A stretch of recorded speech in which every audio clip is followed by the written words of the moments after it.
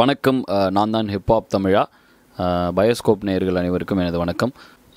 ஜல்லிக்கட்டு அப்படின்னு சொன்னால் அதான் இதுக்கப்புறம் இதில் பேசி என்ன இருக்குன்னு எனக்கு தெரியல. ஏன்னா இப்போ அவ்வளோதான் அவ்வளோதான் நடக்காது. இப்போ இதுக்கு நிரந்தரமாக தான் தீர்வு கொண்டு வரணும். நம்ம உட்காந்து பேசி, ஏன்னா என்ன விஷயம்னா இனி ஜல்லிக்கட்டுன்னு கரெக்டாக பொங்கல் சீசன் வந்தோடனே எல்லோரும் கடமையை செஞ்சுட்டாங்க, எல்லோரும் வந்து பேசிட்டாங்க.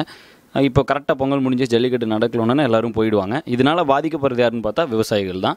மறுபடியும் யார் பாதிக்கப்படுறதுன்னு பார்த்தா இந்த இவ்வளோ நாள் ஜல்லிக்கட்டு குரல் கொடுத்தாங்க பார்த்தீங்களா, உண்மையிலே குரல் கொடுத்த அந்த ரியல் ஹீரோஸ் அவங்க தான். அதாவது என்ன ஆயிடுச்சுன்னா, இது நம்மளுக்கு ஒரு பழக்கமாக போயிடுச்சு. அதனால் எனக்கு தெரிஞ்சு இதை பற்றி எதுக்கு பேசுகிறோங்கிற விஷயமே போயிடுச்சு. என்னென்னா ஒரு வருஷமாக நாங்கள் ஒரு குரல் கொடுத்துட்ருக்கோம். ஸோ எங்களை விட்டுறலாம்.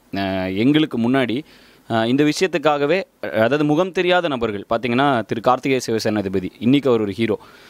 டாக்டர் பி ராஜசேகர், ஜல்லிக்கட்டு பேரவைத் தலைவர், சொத்தெல்லாம் விற்று சொந்த காசில் கேஸ் நடத்தி அந்த மாதிரி ஒரு ஆள். தமிழ்நாடு வீர விளையாட்டு சங்கம், திருச்சி வீர விளையாட்டு சங்கம், அப்புறம் பிக்கி, எத்தனை பேர் இதுக்காக குரல் கொடுத்து ஓஞ்சே போயிட்டாங்க. அப்போ அவங்களோட இதுக்கு ஒரு பூஸ்ட் கிடைக்கணும்னு தான் டக்கரு இந்த குரலை, இத்தனை அடையாளம் தெரியாத முகத்தில் இருக்கவங்களோட குரலை கொண்டு போய் மக்களுக்கு சேர்த்தணும் தான் டக்கரு பண்ணோம். போச்சு, எல்லாருக்கும் சேர்ந்துச்சு, இவங்களுக்கு ஒரு வலு வந்துச்சு. அவங்க இன்னும் கொஞ்சம் எனர்ஜியோட இந்த கேஸை நடத்த ஆரம்பித்தாங்க. விவசாயிகள், அதாவது என்னென்னா, நாங்கள் டக்கர் எடுக்க போகிறப்ப சிட்டியில் இருக்கிற மக்களுக்கு எதுவுமே தெரியலன்னாங்க. இப்போ எல்லாருக்கும் விழிப்புணர்வு வந்துச்சு. கிட்டத்தட்ட எல்லா சிட்டியில் இருக்கிற இளைஞர்களும் இன்றைக்கி வீதிக்கு போராட ஆரம்பிச்சிட்டாங்க. நான் என்ன சொல்கிறேன்னா, மக்கள் இனிமேல் அவர்கள் பிரச்சனைக்கு குரல் கொடுக்க ஆரம்பிக்கணும் அப்படின்னு சொல்கிறேன். ஏன்னா இது ஒரு மிகப்பெரும் திருப்பு முனையாக தான் நான் பார்க்குறேன். 1969 நினைக்கிறேன், இந்திய எதிர்ப்பு போராட்டத்துக்கு அப்புறம் இன்றைக்கி மிகப்பெரிய திருப்பு முனையான ஒரு போராட்டம் இந்த ஜல்லிக்கட்டுக்கான போராட்டம். இது ஜல்லிக்கட்டுக்கான போராட்டமாக மட்டும் நான் பார்க்கல, இதை தமிழரின் எழுச்சி போராட்டம் அப்படிங்கிற விஷயமாக தான் பார்க்குறேன். ஏன்னா ஒடுக்கப்படும், எப்போவுமே ஒரு விஷயத்தை அடக்க ஒடுக்க அது உணர்ச்சி எடுத்து பொங்கெடுத்து ஓடும் அப்படிம்பாங்க. அந்த மாதிரி ஒரு விஷயமாக தான் பார்க்குறேன். ஒரு டிசம்பர் 30 வரைக்கும் யாரும் குரல் கொடுக்கல. ஜனவரி 1, 2, 3 யாரும் குரல் கொடுக்கல. என்றைக்கு குரல் கொடுத்தாங்க அப்படின்னு யோசிச்சு பார்த்தா, மாணவர்கள் அந்த மெரினாவில் முதல் போராட்டம் வெடித்தது. மாணவர்கள் எல்லாரும், இளைஞர்கள் எல்லாரும் கூடின அடுத்த நாள்லேருந்து எத்தனை செலிபிரிட்டிஸ், இது வரைக்கும் குரல் கொடுக்காத எல்லாருமே உடனடியாக டக்குன்னு குரல் கொடுத்து, இதுலேருந்து என்ன தெரியுதுன்னா, மக்கள் இங்கேருந்து ஒரு விஷயத்தை புரிஞ்சுக்கணும். எங்களை மாதிரி சினிமாக்காரங்க, இப்போ என்னையும் தான் சேர்த்து சொல்கிறேன், எங்களை மாதிரி சினிமாக்காரங்க சொல்கிற விஷயத்துக்காக வெயிட் பண்ணாமல் நீங்கள் குரல் கொடுத்தனால தான் சினிமாக்காரங்க உள்ளே அந்த இவ்வளோ நாள் குரல் கொடுக்காதவங்க திடீர்னு இப்படி ஒரு போராட்டமாக எல்லாரும் குரல் கொடுக்குறாங்கன்னா என்ன காரணம் அப்படின்னா, நீங்கள் அந்த குரல் கொடுக்க வேண்டிய கட்டாயத்துக்கு அவர்களை தள்ளிவிட்டீர்கள். மக்கள் சக்தி முன்பு எல்லாருமே தூசு அப்படின்னு நீங்கள் காமிச்சிட்டீங்க. இதை காமிச்சிட்டனால, அதாவது நீங்கள் தான் ரியல் மாஸ்டர்ஸ். என்ன தான் ஒரு நடிகனாக, இப்போ நானே ஒரு இசையமைப்பாளர், நடிகன், நான் இசையமைக்கிறேன், நடிக்கிறேன், என் படத்தை நீங்களாம் பார்த்தா தான் எனக்கு சாப்பாடு, அப்போ தான் நான் இந்த தொழில் இருக்க முடியும். இந்த சினிமா துறையில் இருக்கவர்களுக்கும் என்னுடைய வேண்டுகோள் அப்படிங்கிறது பார்த்திங்கன்னா, ஏன்னா நிறைய ஜாம்பவான்கள் இருக்காங்க, நான்லாம் ஒரு கத்துக்குட்டி. இருந்தாலும் ஒரு வேண்டுகோள் என்னென்னா, ஒரு நடிகனாக இசையமைப்பாளலாம் இல்லாமல் ஒரு மனிதனாக, ஒரு தமிழனாக என்ன வேண்டுகோள்னா, இது பொதுநலத்துக்காக பண்ண வேணாம், பயங்கரமான ஒரு சுயநலத்துக்காக பண்ணணும். ஏன்னா தமிழ் அப்படிங்கிற ஒரு மொழி இருந்தால் தான் தமிழ் சார்ந்த துறை, தமிழ் சினிமா இருக்கும், அதுக்கப்புறம் தமிழ் மீடியா இருக்கும். ஆக தமிழ் சினிமா இருக்கணும் அப்படின்னா தமிழுக்காக நம்ம குரல் கொடுக்கணும். ஜல்லிக்கட்டு என்பது தமிழின் அடையாளம். இந்த அடையாளத்தை இழந்து விட்டால் தமிழ் மொழி மீது இருந்த உணர்வு குறையும், கொஞ்சம் கொஞ்சமாக தமிழ் அழியும். தமிழ் அழியாதுன்னு சொல்லுவாங்க சில பேர், அப்படிலாம் கிடையாது. ஏன்னா 60 ஸ்டூடெண்ட்ஸ் இருந்தாங்க ஒரு காலத்தில் நான் படிக்கிறப்ப. 30-40 பேர் தமிழ் படிப்போம், 10 பேர் ஹிந்தி படிப்போம், 10 பேர் ஃப்ரெஞ்சு படிப்பாங்க. இன்றைக்கி ஒரு 50 பேர் ஃப்ரெஞ்சு ஹிந்திலாம் படிக்கிறாங்க, மிச்சம் ஒரு 5-6 பேர் தமிழ் படிக்கிறாங்க. ஸோ ஒரு ஏபிசி செக்ஷன் இருக்குன்னா அதில் இருக்கிற எல்லாத்தையும் சேர்த்து போட்டு தமிழ் கிளாஸ்னு ஒன்று வைக்கிற நிலைமைக்கு நம்ம இங்கே ஆளாயிட்டோம். அதனால் தமிழ் மொழி என்பது கொஞ்சம் கொஞ்சமாக அழிஞ்சிட்டு வந்துக்கிட்டு இருக்குது. இதை கண்கூட ஸ்டாட்டிஸ்டிக்கலாக நம்ம பார்க்கலாம். ஆக இது நடிகர்கள் இவங்கெல்லாம் திடீர்னு ஒரு பிரச்சனை வரப்போ இறங்காமல் எல்லா நேரமும் குரல் கொடுத்து கொண்டே இருக்கணும். தமிழ்ங்கிற ஒரு விஷயத்துக்காக குரல் கொடுத்து, ஏன்னா தமிழ் என்ற மொழி இருக்கும் வரை தான் தமிழன் என்ற இனம் இருக்கும், தமிழன் என்ற இனம் இருக்கும் வரை தான் தமிழ் சார்ந்த தொழில்கள் இருக்கும், சினிமாவாகட்டும். அதனால் நாளைக்கு ஒரு படத்தில் ஒரு நடிகர் நடிக்கணும்னா அது தமிழ் இருக்கணும். அதனால் எல்லா நடிகர்களும் தமிழுக்காக குரல் கொடுக்க ஆரம்பிக்க வேண்டும் அப்படிங்கிறது தான் அந்த வேண்டுகோள். அதுக்குன்னு மக்களும் ஒருத்தர் குரல் கொடுக்கலன்னா அவங்களுக்கு அதை பற்றி தெரியல, அதை ஃப்ரீயாக விட்டுறணும். அவர் ஏன் குரல் கொடுக்கல, வெள்ளத்துக்கு இவரே காசு கொடுக்கல, இந்த விஷயத்தெல்லாம் நம்ம விட்டுட்டு மக்கள் சக்தி என்றைக்கு இறங்கி போராட ஆரம்பிச்சிட்டிங்களோ எல்லாரும் வேறு வழி இல்லாமல் குரல் கொடுத்து, அதாவது நேற்று வரைக்கும் சில நடிகர்கள், வேறு பக்கம் இருந்த நடிகர்கள் கூட இன்றைக்கி இறங்கி குரல் கொடுக்குறாங்கன்னா உங்களுடைய பவர் இப்போ நீங்கள் தான் புரிஞ்சுக்கணும். அதாவது இந்த வீடியோவை பார்க்குறவங்க கூட என்னை திட்டி என்ன வேணால் சொல்லலான்னு கூட உங்களுடைய சக்தி புரிஞ்சுக்கணுங்கிறதுக்காக தான் இந்த விஷயத்தை நான் இங்கே சொல்கிறேன். ஏன்னா நம்ம எல்லோரும் வழக்கம் போல் பாருங்கள், இது வருஷம் நடக்குது.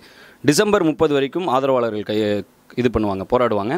ஜனவரி ஆரம்பித்தோடனே பிரபலங்கள் உள்ளே வருவாங்க. இது வருஷம் நடக்கிற ஒரு விஷயம். ஆனால் இந்த வருஷம் அதில் என்ன ஒரு சின்ன ட்விஸ்ட்டுனா, பிரபலங்கள்லாம் வரதுக்கு முன்னாடி மக்கள் இறங்கிட்டாங்க.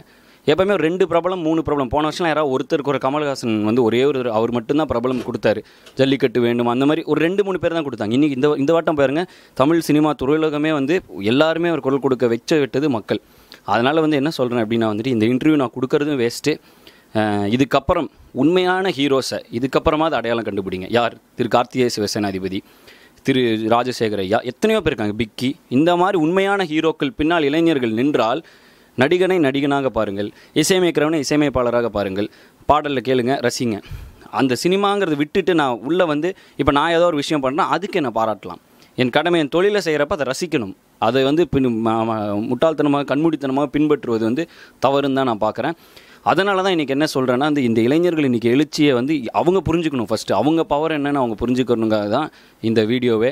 இந்த வீடியோவில் வந்து நான் திருப்பி ஜல்லிக்கட்டை பற்றி பேசி மறுபடியும் இப்போ எல்லோரும் அதே தான். ஏன்னா எல்லா இன்டர்வியூவில் தான் பார்க்குறோம், ஏறு தழுவுதல் என்றால் என்ன தெரியுமா, இது தமிழர் பண்பாடு. போதுண்ணே, எல்லா இன்டர்வியூலையும் பேசிட்டோம். இதுக்கப்புறம் மக்கள் உணர்ந்து கொள்ள வேண்டும், they are the masters. when people celebrate someone they become celebrities. ஆக அந்த people celebrate பண்ணுறாங்க அப்படிங்கிற ஒரு விஷயம் அப்போ தானே அவங்க செலிப்ரிட்டி ஆக முடியுமா. அதனால் people are the mastersங்கிறத அவங்க புரிஞ்சுக்கிட்டு யார் உண்மையான ஹீரோக்கள் இந்த பிரச்சனையெல்லாம் அவங்க பின்னாடி போய் நின்று. ஏன்னா இப்போ பொங்கல் முடிஞ்சுதா, இதுக்கப்புறம் பாருங்கள், 1 மாதம் கழிச்சு பாருங்கள், யார் குரல் கொடுத்து யாருமே வந்து யாராவது வராங்களான்னு நம்ம இல்லை வந்தால் பயங்கரமான ஒரு விஷயம், வராங்களான்னு பார்த்து தான் ஆகணும். அப்போ யார் இதுக்காக மறுபடியும் போராட ஆரம்பிப்பா? திருப்பி அதே சிவசேனாதிபதி ராஜசேகர் ஐயா, இந்த பிக்கி, வீர விளையாட்டு சங்கம், இவங்கெல்லாம் அப்படியே திருப்பியும் போராட ஆரம்பிப்பாங்க. அப்போ போய் மக்கள் அவங்க பின்னாடி நின்னா அது அவங்களுக்கு எவ்வளோ பெரிய ஒரு ப்ளஸ்ஸாக இருக்கும் அப்படிங்கிறது தான். அதனால் ஜல்லிக்கட்டு போதுண்ணே, நல்ல டாப்பிக்கு, நல்லா பேசிட்டோம். நாங்களும் ஒரு பாட்டு போட்டோம், அதில் எங்களுக்கு ஒரு நல்ல பப்ளிசிட்டிலாம் கிடச்சிது இல்லைங்களே. பட் அதனால் ஏதாவது ஒரு 4 பேருக்காவது ஒரு விழிப்புணர்வு ஏற்பட்டு இந்த போராட்டங்கள்லாம் அந்த 4 பேர் அதை தள்ளுறதுக்கான சக்தியாக அந்த போராட்டம் இருந்திருக்கும், அந்த பாட்டு இருந்திருக்குங்கிற மனநிறைவே எங்களுக்கு போதும். ஏன்னா 2012 இறைவா ஜோனியல் கிரைம்ஸ்க்கு எதிராக, 14 வாடி புள்ள வாடி வந்து ஆணவ கொலைகளுக்கு எதிராக, 16 டக்கர் 18 அடுத்த பாட்டுன்னு நாங்கள் விழிப்புணர்வு கொடுத்துட்டே தான் இருப்போம்.